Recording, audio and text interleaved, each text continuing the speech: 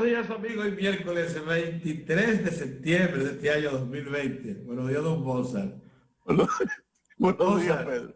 Mira, Mozart, no te rías. No te rías. Oye lo que te voy a decir. No te rías mucho porque las coordenadas internacionales no son buenas. Sin embargo, te tengo informaciones locales que son... No, pero yo me estoy riendo por la ocurrencia del técnico, que dice que hoy es miércoles, que viene un fin de semana largo y que él va para la Romana. Entonces pone punto suspensivo y dice, a comprar ropa para revender.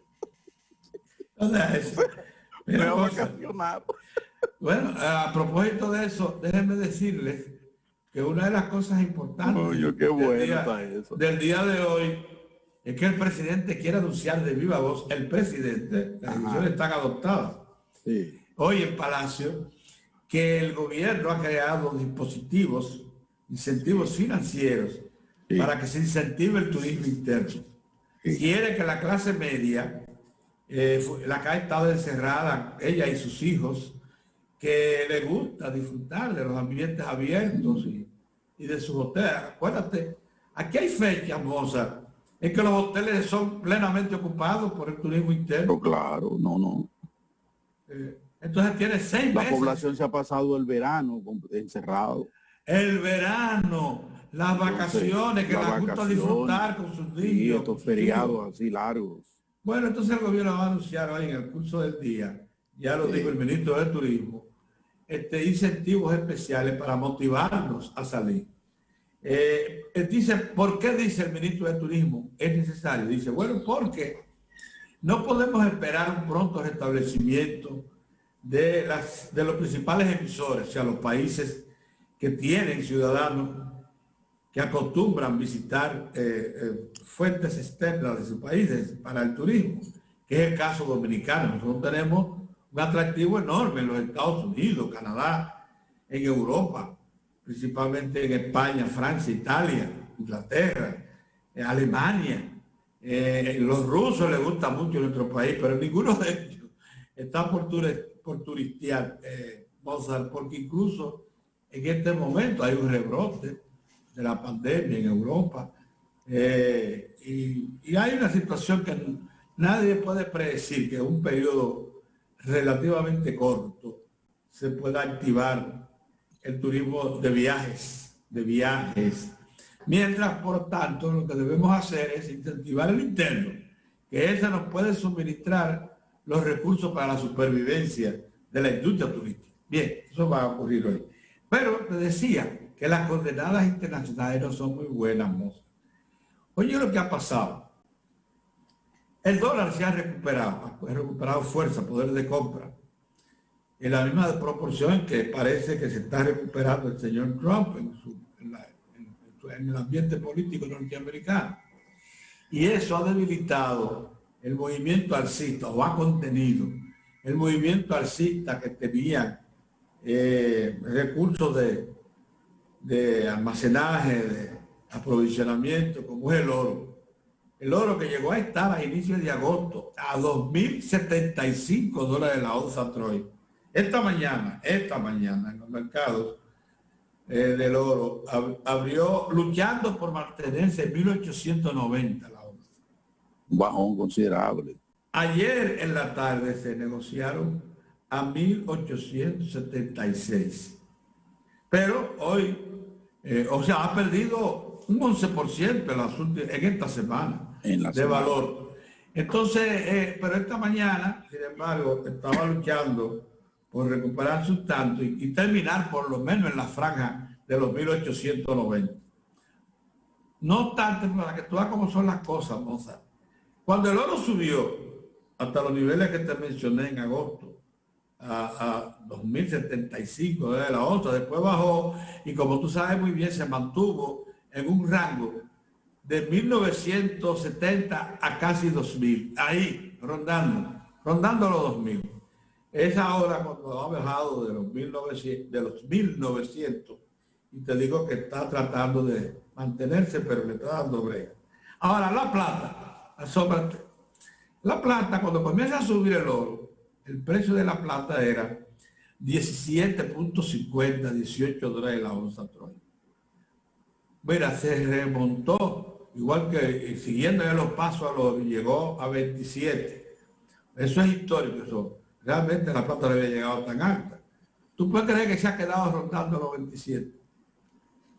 Y nosotros somos, después del oro, bueno, el oro por valor, pero somos los mayores productores de plata que de oro.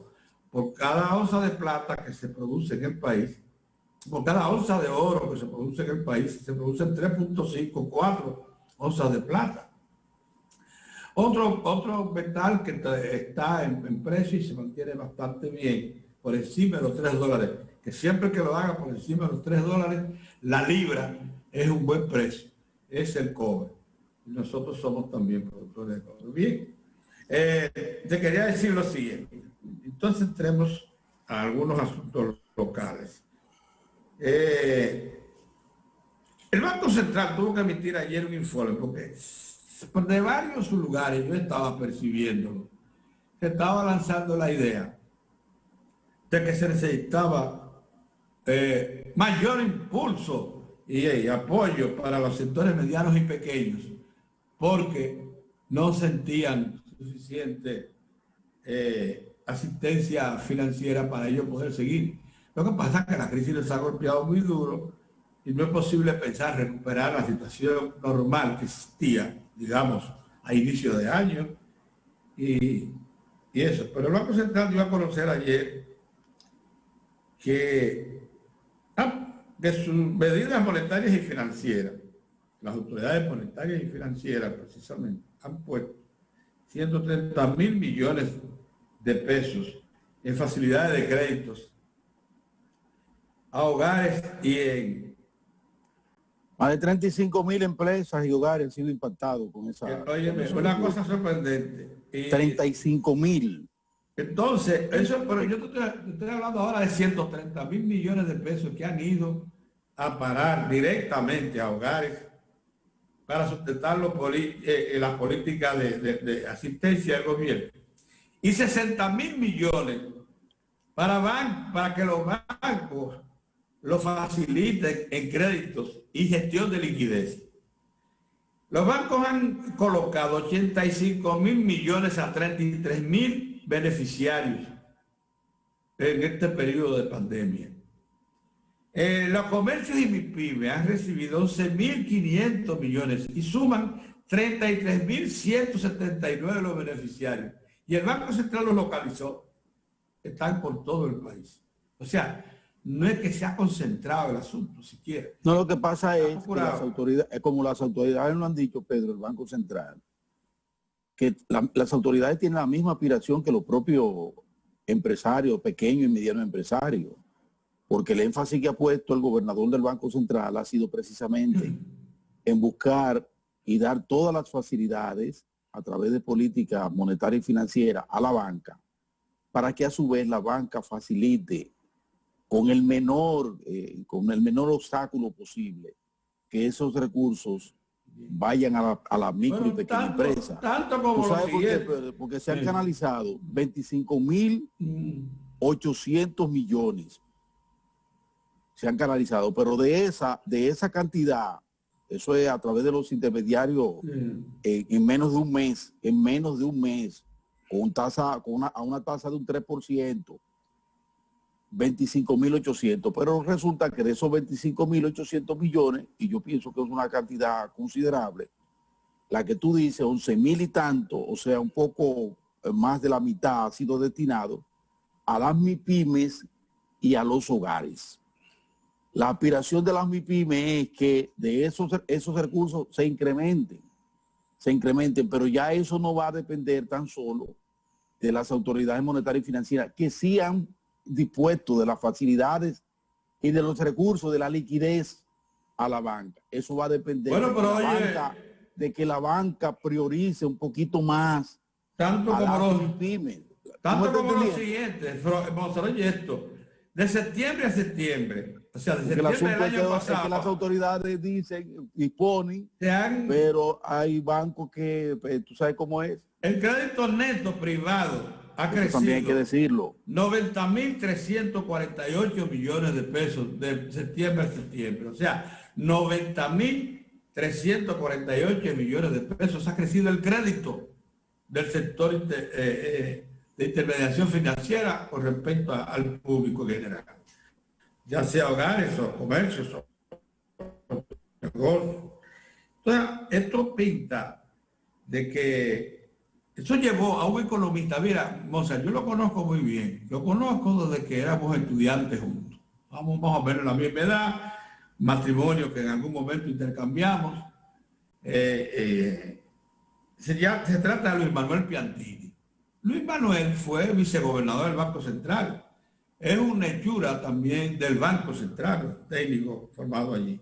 Dice Luis Manuel lo siguiente, ya valorando, haciendo un repaso de lo que ha pasado con la pandemia, que el comercio y el consumo del pueblo dominicano, el comercio y el consumo ha mantenido viva la economía, y que lo peor pasó porque a pesar de que el país depende mucho del exterior, sabemos, turismo, zona franca y eso, estos dos sectores han hecho que la economía se mantenga en la superficie todo.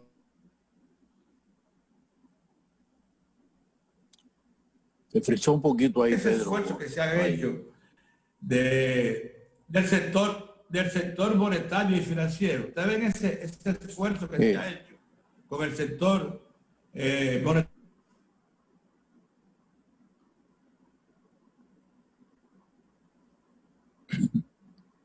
Me parece que tiene problemas la internet de Pedro.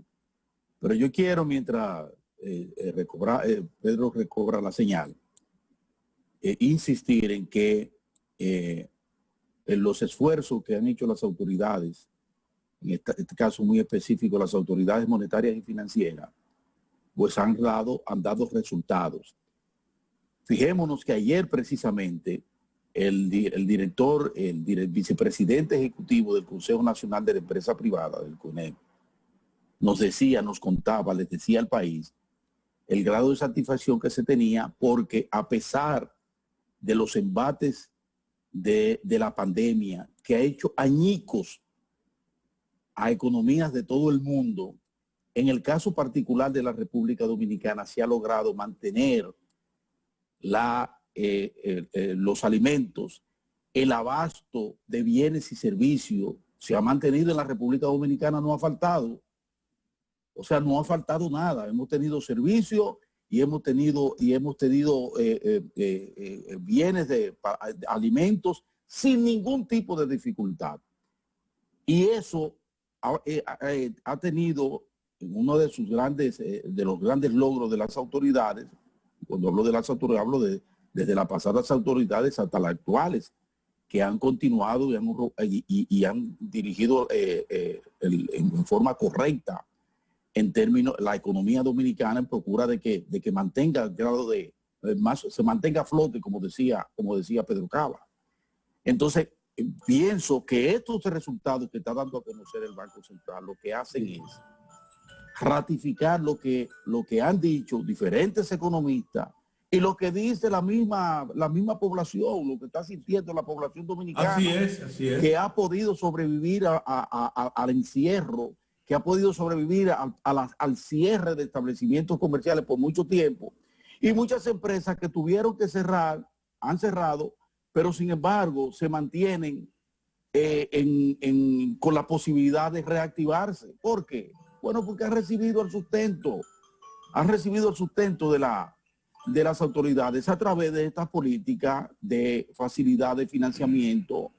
Yo lo que quiero es insistir en que, bueno, no se puede pedir que de buenas a primeras tengamos una varita mágica y resolvamos el problema de la pequeña y mediana empresa, que es la que más está sufriendo esos embates. Pero sin embargo, lo que nosotros estamos viendo es que las políticas que se han articulado y que se han puesto en vigencia en materia monetaria y financiera están dando resultados. Claro, eso es indiscutible. O sea, mantener viva y con posibilidades de retomar su crecimiento a 35,000 entre hogares y pequeña y media empresa, 35,000. Yo pienso que eso de por sí habla muy bien de la República Dominicana. Hay que esperar, como dice la nota del Banco Central, hay que esperar que medidas fiscales, con las medidas fiscales, eso abone. Pero eso es para el mediano plazo, porque no se está reclamando ahora mismo. No, Pedro, todos estamos reclamando, porque lo que está haciendo el turismo es reclamando para el mediano, corto, mediano y largo plazo. Sí, o sea, sí, los sectores quisieran no solo que se les resuelva el momento. Sí, pero los fiscales, lo que se quiere decir, lo que quieren, y yo creo que a eso es que hay que apostar, a que nos preparemos, que estemos preparados para darle una labor de seguimiento, que le podamos dar sostenibilidad a esos logros. Sí, pero el Banco Central no plantea, el Banco Central en ese documento no plantea que de inmediato se refuercen las finanzas públicas con medidas fiscales. No, el Banco Central dice que en su momento que las condiciones monetarias favorables generadas por estas medidas, o sea, por la medida, junto a una política fiscal más activa, oye bien, porque que habla claro, junto a una política fiscal más activa apoyada en los recursos provenientes de la colocación exitosa de los bonos en los mercados. Eso es ahora, Pedro. Son medidas que se están tomando ahora. No. Y que se articulan la medida del Banco Central junto con la medida de colocar los bonos de forma exitosa en los mercados internacionales, te generan de 3.800 millones de pesos, van a contribuir a esa mejora. Deben contribuir a la mejora de las expectativas que tiene la población y que tiene los mercados. Eso es diferente a una reforma fiscal. Pero yo no he hablado de reforma fiscal. Estoy hablando que el Banco Central dice que espera que la política fiscal ayude. Así es. Porque en materia monetaria y financiera ya está demostrado que han tenido efectos sumamente positivos. Entonces la política fiscal, empresas que se han preservado, se ha debido precisamente a esa política. Entonces la ayuda llegó, porque llegaron los 3.800 millones de dólares de política fiscal y ya está apalancado el Banco Central. Es lo que resalta el amigo Luis Manuel Piantini, que es economista y precisamente experto en asuntos monetarios y financieros.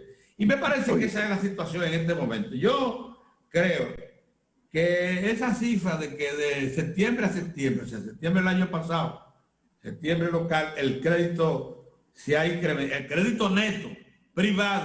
crédito neto privado se ha incrementado en 90.348 millones de pesos. Habla, pero muy bien de la economía, Mozart. Porque se suponía que una economía deprimida no iba a mostrar este resultado.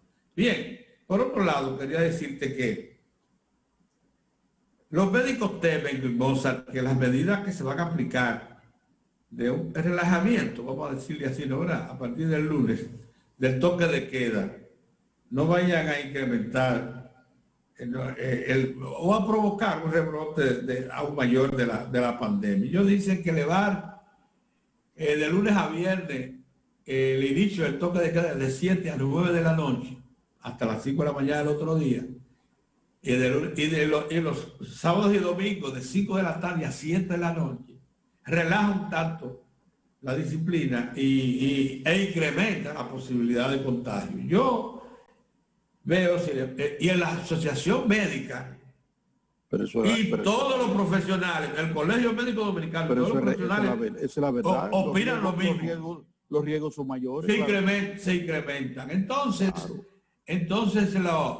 sin embargo, el comercio, el turismo y otras actividades, el transporte, lo reclama que esa es la medida correcta. Hay dos corrientes en el gobierno, hay una que la favorece abiertamente y por eso se da. Por eso se está anunciando que a partir del lunes se va a dar. Pero bueno, la favorece el presidente de la República. Ya no hay más nada que decir. No se hable más. No se hable más. Pero déjame decirte que eso se inscribe dentro de lo que la gente siempre se ha llamado un riesgo calculado. Porque el presidente lo sabe perfectamente, que es riesgoso ampliar ese margen de 7 a 9.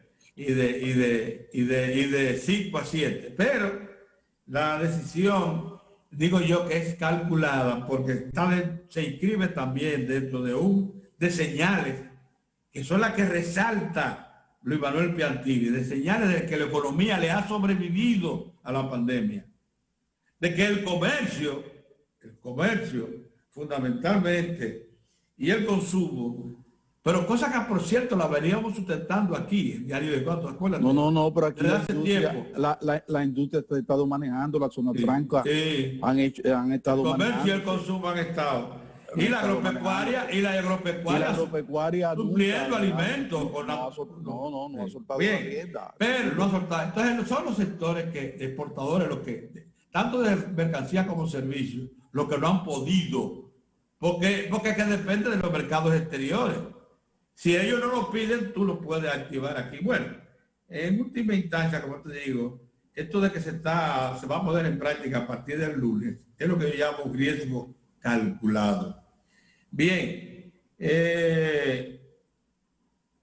lo de la ADI, oye, José, la verdad, ¿tú te acuerdas de esta expresión muy popular? Una cosa es con guitarra y la otra es con violín, ¿no? Tu amigo Milton Morrison, él fue el principal ejecutivo de la ADI. Al igual que el señor Cabral, si tú comparas los textos de las declaraciones de Milton Morrison cuando estaba al frente de la Asociación Dominicana de la Industria Eléctrica, con el que el texto que en estos días se ha venido repitiendo, pero ayer no más, el señor Cabral, que es el presidente ahora de la ADI, repitió de que el sector privado dispone de suficiente generación para poder suplir y entonces evitar los apagones. Dice Milton Morrison, que está al frente, es el administrador ahora de Edesur, que el problema ha sido la insuficiencia de oferta. Pero así lo sustentó. El problema es que no hay suficiente oferta de los generadores. Pero los generadores dicen que los generadores reconocen que son apagones financieros. No, yo lo acabo de ver. Oye, los generadores son apagones financieros. Dicen ellos preocupados que son 900 millones de dólares. Pero oye, ¿qué es lo que te dicen? También te dicen que ellos tuvieron, la declaración oficial de ellos es que ellos tuvieron que sacar una serie de plantas para algunas por falta de combustible a tiempo, eso eso es financiero, y otras para mantenimiento y operación. Todo eso apagón financiero. Entonces dice Milton Morrison que el problema estuvo en la oferta, que no llegó. Si no, tú no tienes disponibilidad, tú no puedes ofertar a tus clientes la suficiente energía. Bueno, lo de siempre. Lo que importa es que yo no puedo imaginarme lo que estuviera pasando en este momento si dentro de esa situación no tuviéramos los 700 megavatios de Punta Catalina. Sí. Te lo digo con honestidad, Bonza. Tú sabes que yo esa es la realidad. No juego con eso. Yo las cosas que son comprobables las trato. Eso es así. Y aunque he oído decir que no estoy seguro, mira, Punta Catalina, cuando se haga el balance, tú vas a encontrar que a pesar de que no están entregadas definitivamente, Punta Catalina estarán oficialmente entregadas por los constructores, que pueden haber tenido muchas fallas de otro tipo, cuando pase un año después de recibida. Pero por el momento, que sea provisional la recepción, tú puedes garantizar que han estado más tiempo en servicio que fuera, lógicamente, en una proporción alta. Pero que si tú le sacas a la oferta actual los 700 megavatios de Punta Catalina, te advierto, no sé hasta qué punto de exacerbado estarían los apagones en todo el país. En todo el país. Esa es la situación general. Bueno, mira, yo quiero volver sobre el tema de las medidas anunciadas, todavía no dispuestas, porque eso se hará mediante decreto del presidente, obviamente, del presidente Luis Abinader, porque recuerden ustedes que el toque de queda es una medida que se contempla en el marco del estado de emergencia, un estado de emergencia que se lo solicitó por 45 días, ¿verdad? Que no concluye este lunes, porque lo que concluye ahora el domingo en la noche o el lunes, es el toque de queda, a los 25 días que había dispuesto el presidente Luis Abinader en el marco de la emergencia para procurarnos defender la población, para que la población tuviera mayor nivel de prudencia y mantener el distanciamiento que aconseja la Organización Mundial de la Salud y que hemos mantenido como parte del protocolo puesto en vigencia desde marzo pasado. Entonces ahora con este anuncio ya a partir del lunes, yo pienso que el reto no es solo para las autoridades que, como dice Pedro, se han tomado un riesgo calculado. Ayer decía precisamente el vicepresidente del CONEP, ratificaba, decía, nosotros somos coherentes, la salud es primero. Y fíjate, está hablando el representante, el vocero de la cúpula del empresariado dominicano, de la principal agencia o asociación de empresarios del país. Dice él, lo principal es la salud, ya lo otro es lo otro, incluyendo los negocios y todo ese tipo, es los negocios.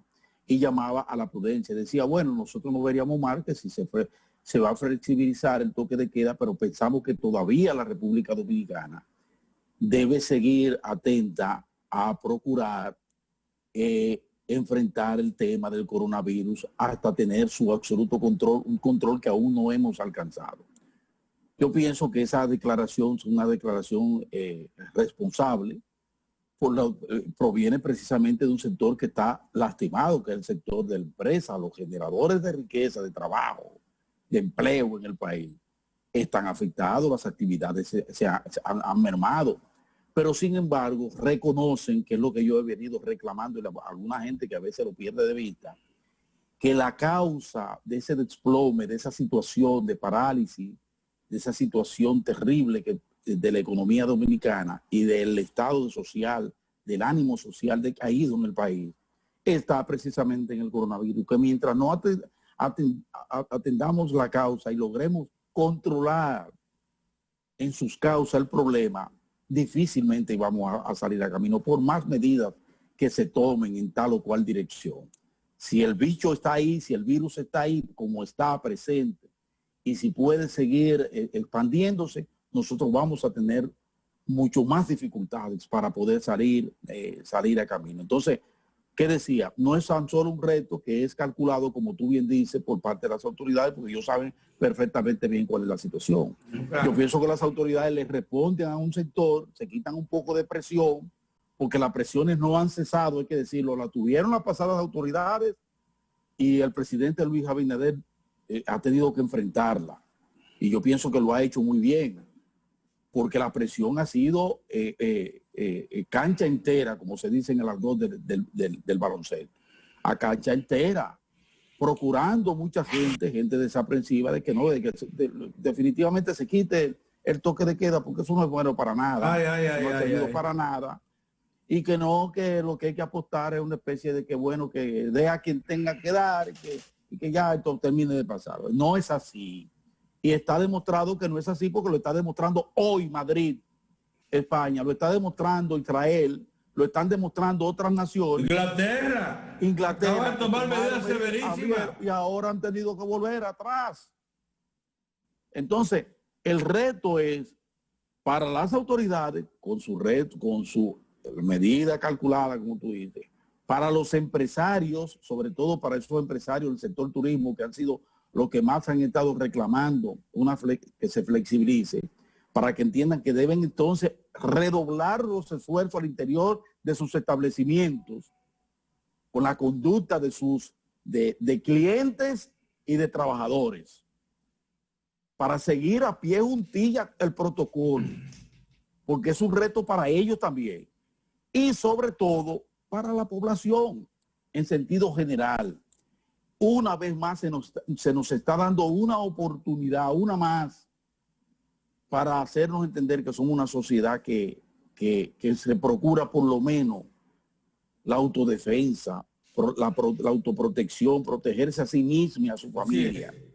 Entonces, ese es un reto también para la población. vamos a ver qué ocurre. Sí. Va a haber un monitoreo de la situación. Las autoridades se han comprometido a ello y lo han advertido.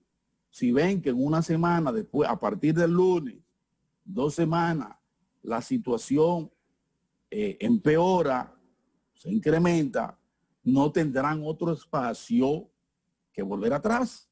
Y volver atrás casi nunca es bueno. Casi nunca es bueno volver atrás. Así que para que terminemos de entender eso.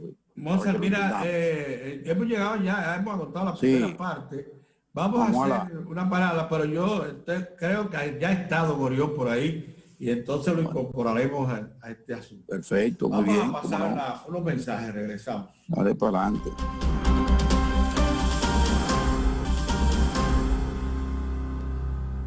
Bueno, don Gorión Mejía, nuestro refuerzo especial en estos días, que ya está incorporado plenamente a Diario de 4, tiene una visión holística, o sea, amplia de la problemática económica y social, pero hay asuntos en los que él ha tenido experiencia directa.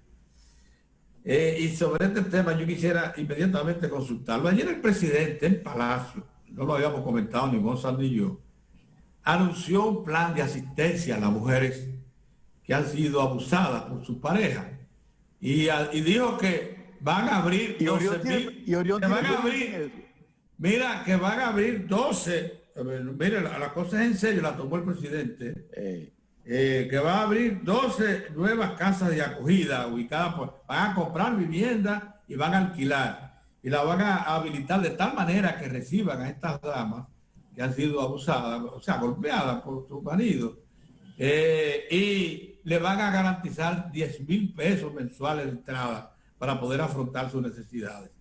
El tema lo trató el presidente con mucha, digamos, dedicación. Me gustaría oír a don Orión, que en su función de fiscal una vez trató estos temas y sabe lo que esto significa. Buenos días, don Orión. Buenos días, Pedro. ¿Cómo a todo? Me dice Moser que bueno, de verdad, pero de todas maneras, no, una medida de carácter social muy importante. Yo la complementaría con pedirle, no lo puede hacer el presidente, ya prometió que no se va a inmiscuir con el Ministerio Público, pero nosotros sí podemos decirle a la doña, usted sabe cómo se manejan ese tipo de abusadores. ¿Cómo? Ella sabe cómo es que se manejan los expedientes de los abusadores de las mujeres. Porque ellos, el fiscal, y eso yo lo decía mucho cuando estaba en la fiscalía, no es sacerdote, no es psicólogo, no tiene que dar, nada de eso. La ley dice lo que él es. Entonces, que si vamos a resolver el problema de los hombres, que si están, que si yo cuánto, nada de eso. Usted abusó, ya usted sabe lo que usted tiene que, para dónde usted va, cómo va. Un fiscal le va a dar mucho seguimiento a los fines de que usted dure, aunque sea 8 o 10 años preso.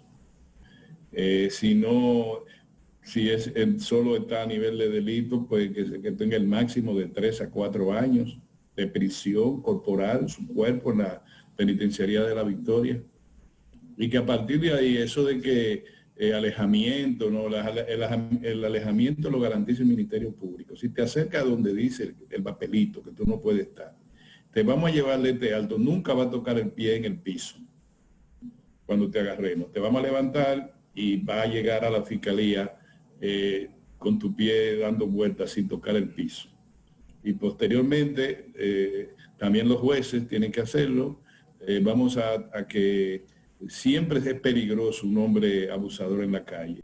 De manera que la medida de coerción tiene que ser Penitenciaría Nacional de La Victoria, sin importar si es un preso preventivo, ¿cómo le llaman ahora? Un interno, un justiciable, es que esté en La Victoria y que todo el que golpea a una mujer esté en la Penitenciaría Nacional de La Victoria o en la cárcel correspondiente, en los municipios donde sea, siempre con el fiscal detrás de él, día y noche. Allá los psicólogos y los sacerdotes y los psiquiatras que resuelvan el tema de la mentalidad del abusador. El fiscal va a resolver el problema de sacarlo de la calle. Eso es lo que tenemos que hacer. Nos alegramos de esa medida ojalá que se aplique lo más rápido posible el presidente de la República. Mira, Pedro, hoy yo quisiera externar una preocupación a ustedes. Hay lo que le llaman el derecho comparativo, pero en política, la política también es comparativa. O sea, la estrategia política, las medidas públicas, todo siempre hay alguien que la ha aplicado y que puede dar una experiencia. Lo que está pasando ahora mismo con el proceso de selección de los jueces de la Suprema Corte, perdón, de la Junta Central Electoral, a mí me parece que va por mal camino, Pedro. Porque estamos en lo mismo, vamos exactamente a la misma situación. Entonces uno se compara y uno dice, este era el momento para que la República Dominicana se pareciera a Europa, donde no se menciona eso, ni interesa saber quiénes son los jueces electorales. ¿Por qué está resuelto ese problema de hace como desde Franco en España, hasta nuestros días? Nosotros debimos saber de verdad lo que le prometimos al país, la clase política y el nivel de influencia social que también representamos nosotros. Es decir, decirle a los ciudadanos, olvídense, ya eso no va a tener problema. Ahora resulta que están las estrategias dentro de los partidos, de los 3 partidos principales, y la estrategia es siempre de carácter de producir un nivel de oportunismo coyuntural, valga la redundancia, que hace que la democracia dominicana esté en segundo plano para los intereses intrapartidos y de la propia sociedad civil que está peleando sus candidatos. Porque la sociedad civil es uno de los partidos más influyentes que tiene el sistema político dominicano. Lo que pasa es que trabajan con un protocolo sumamente ventajoso respecto a la política tradicional. Yo pregunto, ¿por qué no hubiésemos parecido a Europa? Yo nunca he oído nunca he leído en ninguno de los periódicos europeos que hubo un problema con la Junta Central Electoral del Reino Unido, ni de ninguna parte que no sea un poco hacia Asia y un poco hacia América Latina y en África, donde no hay instituciones en muchos países. Pero yo pongo el ejemplo que nosotros ya deberíamos tener una madurez y ya le prometimos eso y ya la sociedad le correspondió a la clase política. Le dijo, mire, el partido que nosotros queremos es ese y el candidato que va a ser el presidente es ese. Y los elementos que estamos hablando en todas las expresiones sociales y políticas que se dieron era transparencia, legalidad y respeto absoluto a la ley, valga el término también de legalidad. Ahora resulta que no, que uno de los candidatos pide o uno de los partidos que le den un año sabático, incluso él lo dijo, hasta el próximo año, un año sabático para aspirar a la presidencia de la República. Tendría, y yo creo que sí, amigo de nosotros, tiene todas las condiciones. El otro llegó a una alta corte y ya quiere cambiarse de alta corte. Estaba en un lado como juez, ahora quiere ser juez electoral. Y dice que gracias a Dios, que a la gente que lo está respaldando. Y por ahí nos vamos. Y la sociedad civil tiene 3 o 4 agentes para producir una crisis que debilita a los partidos. Porque lo que ocurre ahora es que el liderazgo de Fuerza del Pueblo, para comenzar por ahí, está pensando cómo le gana al PLD. O lo desplaza. No, cómo le gana en esta, no, cómo le gana en esta estrategia, que es caramuza que se tiene, ¿verdad? Sí. Pero en el interno del Partido Revolucionario Moderno, entonces están 2 fuerzas políticas fundamentales batallando.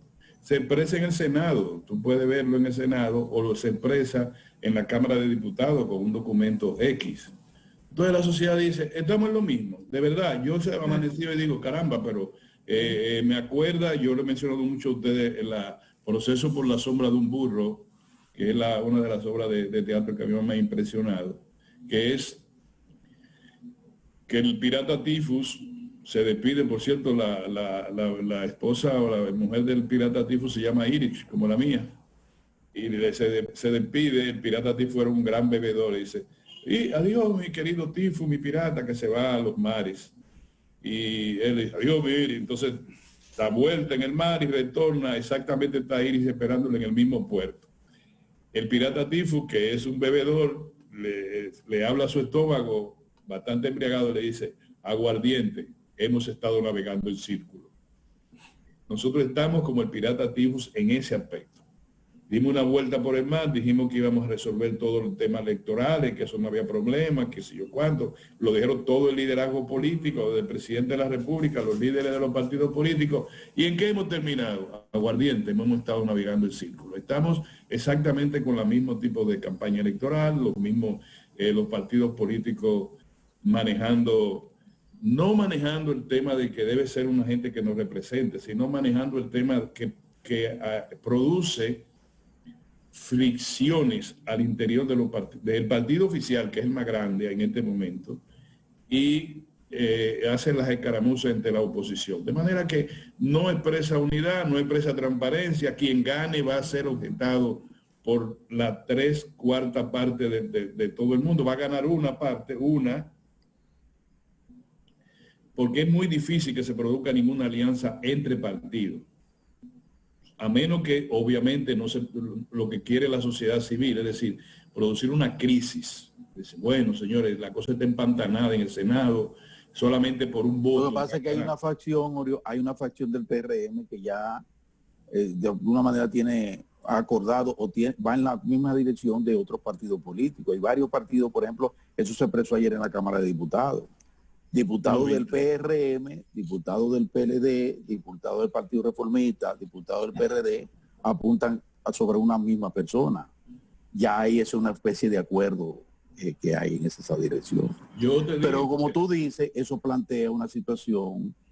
Era el mejor ejemplo. Que no había un ejemplo tan grande, no había un momento tan importante como para consolidar la democracia política hacia los temas que todo el mundo, incluyendo los que perdieron, los que ganaron o los que quedaron entre los que perdieron y los que ganaron, para decirlo de esa manera, está apuntando a decir, no, eso es lo que la gente quiere. La gente, lo que yo le dije es lo que la gente quiere. Ahora no, olvídense, mire, ¿qué es lo que va a decir la gente? Ganó Hipólito. ¿O no, Pedro? Moza, así es. ¿Ganó Hipólito? O no, derrotaron a Hipólito, si fuera el caso. No, Leonel se ingresó por el medio y se fue adelante y llegó bien lejos. Tiene 4, ¿cuántos son? 5. Tiene 3 de 5. Ok. O mira, Danilo se impuso, Danilo tiene 3 de 5 o lo que sea. Ese va a ser el lenguaje. El lenguaje no, olvídense del lenguaje de unidad nacional. Puede ser de una mayoría mecánica como la que vimos, ese tipo de mayoría que se dan, o hay un liderazgo que no lo conocíamos tan fuerte como es del presidente Hipólito Mejía. Porque, bueno, ven acá, el muchacho que estamos hablando, amigo de nosotros, nosotros no le tenemos ningún tipo de animadversión a su candidatura, pero lo que estamos analizando es globalmente. Ese muchacho estaba muy bien en su partido, estaba escribiendo en un periódico y bien, y de repente pide un año sabático en el partido y dice que y lo apoyan que si yo cuántas instituciones de la sociedad civil, evangélico, cristiano, católico, ateo, que si yo cuántos diputados. Entonces, quien está detrás de él, que es evidente que no es el Palacio. Es evidente que no es el Palacio. Entonces, quien está detrás de él, estamos en presencia de una fuerza política de tan determinante, con tanto arraigo en distintos escenarios de la sociedad, que ves el próximo elemento a vencer, tanto por el gobierno. Entonces se produce, obviamente, algún nivel de fisura en el partido oficial. Porque cuando comiencen los compañeritos de la base, a partir de enero, otra vez a pedir trabajo, van a decir, no, esa es la fuerza que ganó en la Junta Central Electoral. Porque así es la vida, porque tú no puedes, todo tú tienes que atribuirlo a algo. Ese es Danilo, que está detrás de la gente que anda buscando trabajo. Ese es Leonel, que son las 3 fuerzas que se pueden mencionar. Todo lo demás es lo accesorio que tiene un carro. Los frenos, el acelerador y lo demás componente esencial del motor del vehículo nacional lo tienen 3 partidos políticos, ¿o no? Todo lo que ustedes vean por detrás o por delante, eso no hay nada. Sí, el freno, cuando tú frenas, solamente se frena la goma de la derecha, hay problemas. Y cuando acelera, se te mantienen 2 gomas cerradas, 2 neumáticos cerrados, hay problemas. Es decir, el carro tiene que estar verdaderamente armonizado en todo, como lo queríamos todo el mundo cuando terminaron las elecciones. Dijimos, bueno, ahora vamos a hablar de transparencia, ahora hablamos de tal cosa, aquí nosotros hemos sido muy celosos con eso, ahora resulta que volvemos a mordernos la cola. O el pirata Tifu, que se fue por el mar, cuando retornó estaba en el mismo sitio. Eso se lo estoy señalando porque cuando pase esto, ustedes me van a decir quién ganó. Todos queríamos que fuera la sociedad dominicana, que fuera un gran acuerdo nacional, que hiciera incluso que el Senado estuviera compelido a levantar unánimemente las manos sobre una terna cualquiera que sea.